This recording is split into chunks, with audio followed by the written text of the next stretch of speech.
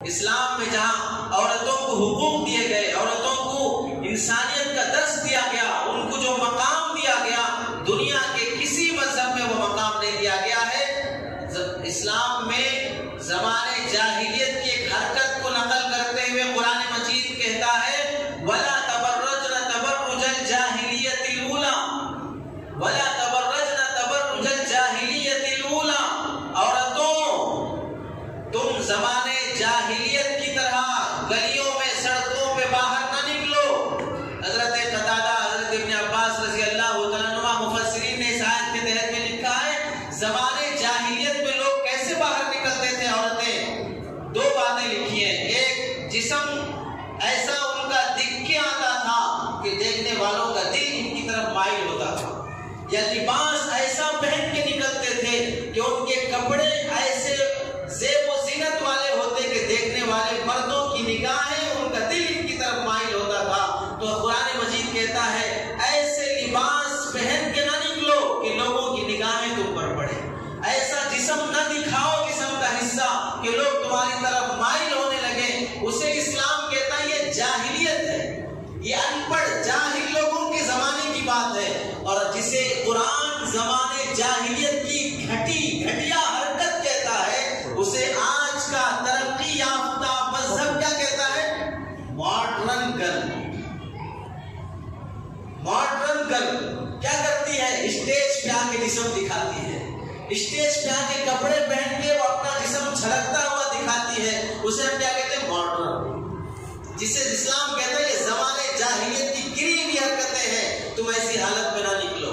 تم air hostess بننے میں ترقی محسوس کر رہے ہو جس میں تنگ، چھوٹے، پتلے، ٹائٹ کپڑے پہن کر بٹن دباتے ہی نوکر غلام کی طرح ہاتھ باندھ کر اسے پانی، اسے کافی، اسے چاکلیٹ دینے کے لیے خدمت میں مر رہی ہو، چند پیسوں کی خاطر عزتوں کا سودا ہو رہا ہے، اس میں تاجر، اس میں ایکٹر، اس میں ڈائریکٹر، اس میں فلاں سب لوگ ان کے جسموں سے کھیل رہے ہیں۔ روزانہ جسم آم اور مارکیٹ میں بکنے والے بیگن اور ٹماٹر اور مرچ اور پیاز کے بھاؤ میں اس کی عزتیں بک رہی ہیں، پھر بھی یہ ترقی یافتہ ملک اور ترقی یافتہ تہذیب کہتی ہے کہ یہ ترقی ہے، یہ فیشن ہے، اور اسلام کہتا ہے یہ زمانے جاہلیت کی گھٹیا گری ہوئی حرکت ہے، جس میں بہن کی عزت نہ ہو، جس میں عورت کی عزت نہ ہو، وہی لوگ ایسی باتوں کو ترقی سمجھتے ہیں۔ اور اسلام، مسلمان، غیر مسلم، عیسائی، ہندو، بلا تفریق مذہب ہر عورت کو اس کا مقام دینے کا مطالبہ کرتا ہے۔ اسی واسطے بہت سے نوجوانوں کے ذہن میں ہوگا کہ بد نظری کرنا، کسی عورت کے چہرے کو دیکھنا حرام ہے۔ غیر مسلموں کے لیے تو کوئی احکام نہیں ہے، وہ تو مسلمان نہیں ہے، تو پھر ان لوگوں کو دیکھ سکتے ہیں، ان کا چہرہ دیکھنا کیوں حرام ہے؟ مسلمان عورت کا چہرہ دیکھنا حرام ہے کیونکہ اسلام ہے، اسلام کا مطالبہ ہے، اسلامی احکامات ہیں۔ لیکن کوئی عورت ہندو ہے، غیر مسلم ہے، وہ اسلام کو نہیں مانتی ہے، تو پھر اس کا چہرہ دیکھنا کیوں حرام ہے؟ اس کا چہرہ دیکھنا بھی اسلام میں حرام ہے، کیونکہ اسلام میں عزت، حیا ایک عورت کو دی گئی ہے، خواہ وہ عورت مسلمان یا غیر مسلم ہو۔ اسلام میں عزت اور مقام، احترام ایک عورت کو جو دیا گیا ہے، وہ عورت خواہ مسلمان یا غیر مسلم ہو، وہ غیر مسلم ہونے سے فرق نہیں پڑتا، عزت اس کی بھی کرنا چاہیے، احترام اس کا بھی ہونا چاہیے۔ اس واسطے کہا گیا کہ غیر مسلم عورت کے اوپر نگاہ ڈالنا بھی حرام ہے، اس سے زیادتی کرنا بھی حرام ہے۔ ایسا احترام والا مذہب کوئی دکھا دے۔ بعض مذہبوں میں تو مرد مرا، ستی کی رسم، عورت کو بھی دلہن بنا کے اس کی ناش پر جلا دو۔ کسی مذہب میں عورت کو شیطان کی روح کہا جاتا تھا، کسی مذہب میں عورت کو وباؤں، بیماریوں، بلاؤں کی جڑ کہا جاتا تھا، کسی مذہب میں عورت کو انسانیت کے نام پر داغ دھبا کہا جاتا تھا، کسی مذہب میں عورت کو انسانیت ایک پھولوں کے باغیچے میں، انسانیت کے اس چمنستان میں ایک کانٹا سمجھا جاتا تھا۔ اسی واسطے اس سے نفرت، اس کا بیچنا، اس کا بکاؤ۔ آج بھی آپ لوگ گوگل پہ سرچ کر لو، وہ ملک جس میں زیادہ بزنس ہوتا ہے، ان زیادہ بزنسوں میں لڑکیوں کا بزنس بھی تمہیں ملے گا۔ اگر تم سرچ کر سکتے ہو تو سرچ کر لو کہ جن ملکوں میں بزنس زیادہ ٹاپ پر ہے، وہاں جو بزنس ٹاپ پر چلتے ہیں ان میں لڑکیوں کا، بچیوں کا بزنس بھی زیادہ ٹاپ پر ہے۔ انسانیت کو بیچنا، انسانوں کو بیچنا، ان کے اعضاء کو بیچنا، بچوں کو بیچنا، ضمیر بیچ دینا، حیا اور شرم بیچ دینا، اسے بزنس سمجھا جا رہا ہے۔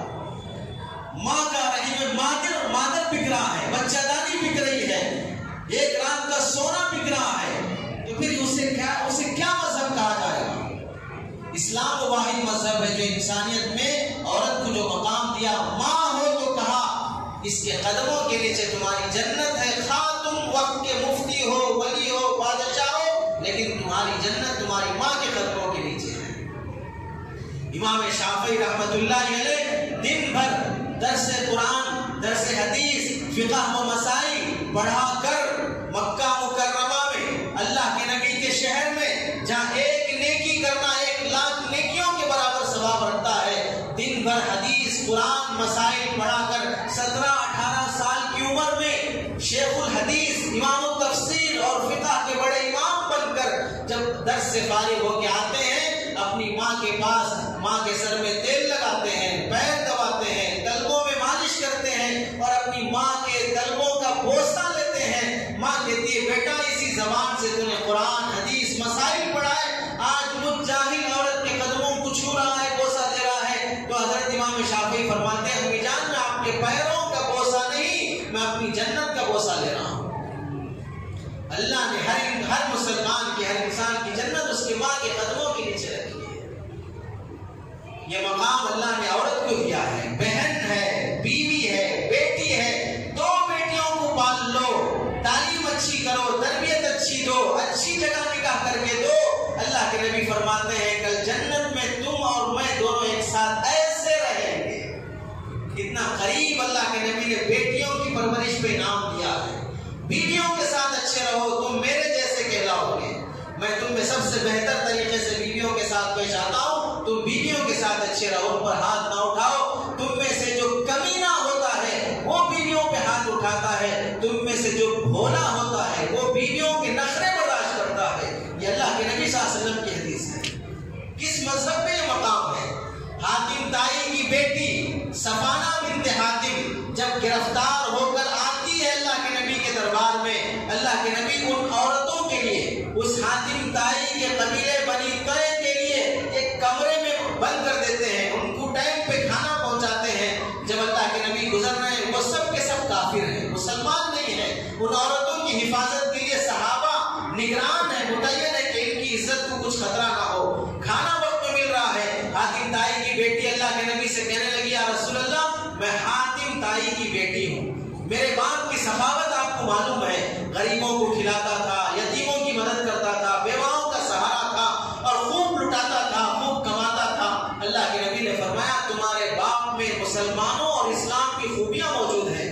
تو وہ بیٹی صفانہ کہنے لگی یا رسول اللہ اسی باپ کا حوالہ دے کر آپ سے کہتی ہوں کہ آپ مجھے چھوڑ دیجیے، آپ مجھے چھوڑ دیجیے۔ اللہ کے نبی یہ درخواست سن کر خاموش ہو گئے، چلے گئے۔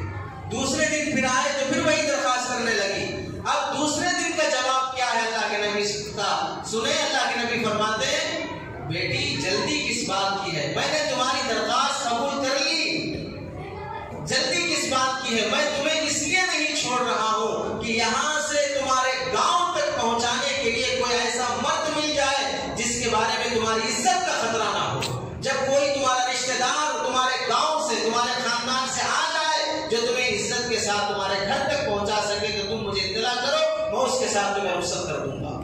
یہ کس سے کہا جا رہا ہے؟ کافر قیدیہ سے، یہ کافر جیل میں جو پڑی ہے اس عورت سے کہا جا رہا ہے۔ اور جب ان کے گاؤں والے پہنچتے ہیں جن پر ان کو اعتماد ہوتا ہے تو اللہ کے نبی صلی اللہ علیہ وسلم سفر کا جوڑا منگا کر حوالے ہدیہ کرتے ہیں، سواری کا انتظام کرتے ہیں، یہاں سے گاؤں تک پہنچنے کے لیے توشے کا انتظام کرتے ہیں۔ یہ سب انتظامات یہ کافر عورت کے لیے دے کر اسے اس کے خاندان والوں کے حوالے کر کے کہتے ہیں کہ اسے عزت سے اپنے گاؤں تک لے جاؤ۔ جب یہ منظر دیکھتی ہے وہ صفانہ بنت حاتم طائی تو کہتی ہے کہ یا رسول اللہ جب آپ ایسے سخی ہیں تو یہ دوسری عورتیں کو بھی ہمارے حوالے کر دیجئے، سب کو چھوڑ دیجئے، ہم ان سب کو لے جائیں۔ اللہ کے نبی سب کو یہاں فرما دیتے ہیں جب ایسے اخلاق ایک کافر عورت کے ساتھ کیے جا تو کیا اس مذہب میں کسی کافر عورت کے ساتھ زیادتی کرنا، زنا کرنا، اسے چھیڑ چھاڑ کرنا یہ شریعت میں کہیں درست ہو سکتا ہے؟ شریعت میں جہاں پر ایک مسلمان عورت کو زنا کرنے پر کوڑے لگائے جائیں گے، شادی شدہ ہے تو سنسار کیا جائے گا، وہیں کوئی مسلمان اگر کسی غیر مسلم عورت سے بدکاری کرے گا اور ثابت ہو جائے گا تو وہاں اس مسلمان کو ایک غیر مسلم عورت کی عزت لینے پہ کوڑے لگائے جائیں گے اور اس کا سنسار کیا جائے گا۔ عزت سب کی ہوگی، خواہ وہ مسلمان ہو یا غیر مسلم ہو۔ ایسا انصاف پسند مذہب، اسے بدنام کیا جانا اور اس کی تعلیمات کو نہ اپنانا کس قدر نادان